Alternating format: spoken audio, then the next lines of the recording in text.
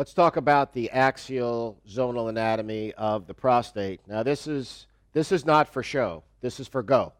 So you're gonna use and play with this zonal anatomy description when you are looking at masses. So let's begin with the easy one, the anterior fibromuscular stroma. It's got a name. It's got an abbreviated name called the AS. And you'll use a designation of, say, right AS or left AS.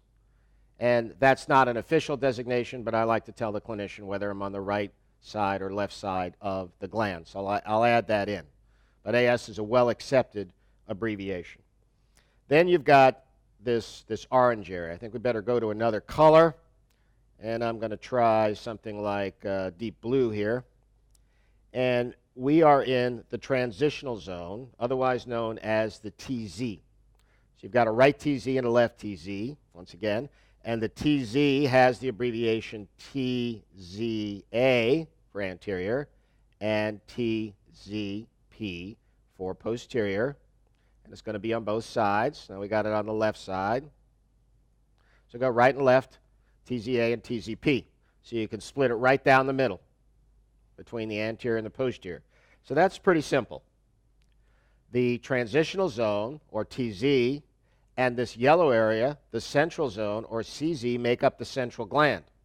So the CZ is very easy. It only has one simple name. We'll use something like brown.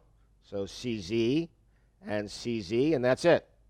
Now, as you get a little bit older, the CZ and even the TZ, which exist around the urethra and periurethral tissue, may get a little bit bigger and globular and kind of start to press against this brown area in the back, which is the peripheral zone. So you may kind of blot out this edge, posterior edge of the peripheral zone, when you have hypertrophy in the middle. Now let's move on to the PZ, which is where 70% of all the cancers are going to be found. And I'm going to use something like a light blue here. And you've got a PZA, and you've got a PZP.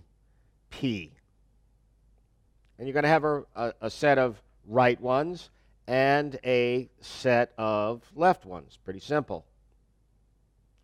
And then we add to that a PZM.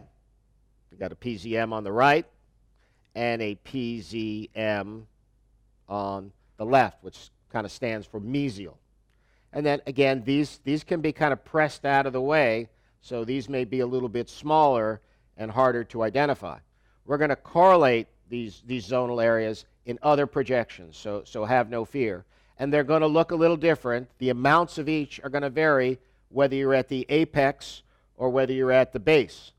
Whether you're at the base or whether you're at the apex down low. Now, the central zone, as you get down low, is going to fade away. So that's an easy thing to remember. I've also drawn in the ejaculatory ducts, which exist in the CZ, or central zone. And then you've got the all-important neurovascular bundle, which is seen at 5 o'clock and 7 o'clock. And this is going to be surrounded by T1, hyperintense fat. That's the zonal anatomic description you're going to use in your localization of masses in the prostate in the axial projection. Basic.